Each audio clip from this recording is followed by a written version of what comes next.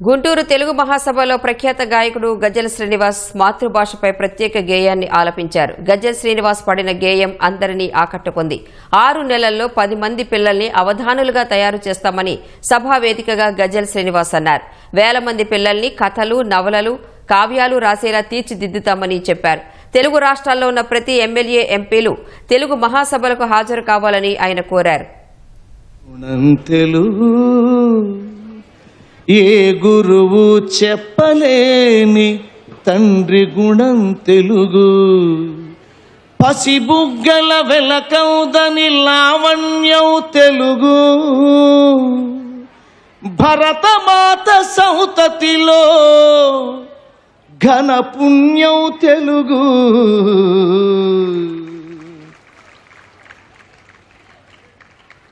సంగీతపు వేదానికి ఓంకారం తెలుగు, శృతి పక్వపు నాదానికి ఆకారం తెలుగు, అజంతాల పదవీణను తీగ సాగు తెలుగు, చదువులమ్మ గుడి ముంగిట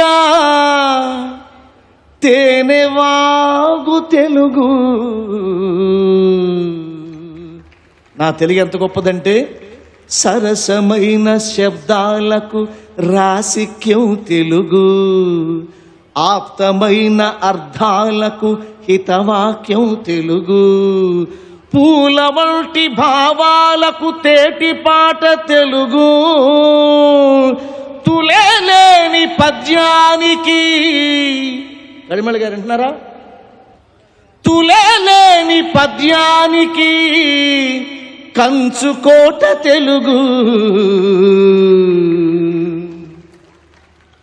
నా భాష ఎంత గొప్పది అంటే, వ్యంగ్యానికి ప్రాణమైన గాంభీర్యం తెలుగు.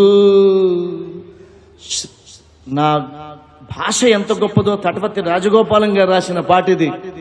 వ్యంగ్యానికి ప్రాణమైన గాంభీర్యం తెలుగు, పరభాషకు పంచనిచ్చు ఔదార్యం తెలుగు.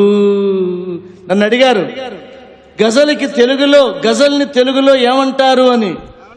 మరి తెలుగు ఏమంటుందంటే, గజల్ని గజలు అంటుందిరా అన్న, బస్సుని ఏమంటుందంటే బస్సు అంటుందిరా అని చెప్పుకుంటున్నాం.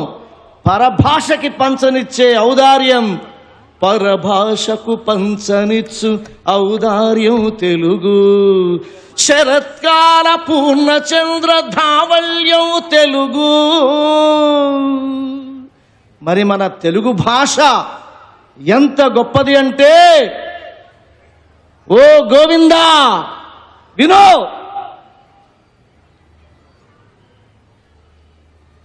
భగవంతుని గుండెలలో వాత్సల్యం తెలుగు. మనం నమ్మిన ఆ దైవానికే ఆ హృదయం ఉంటే దాని వాత్సల్యమే నా తెలుగు భాష.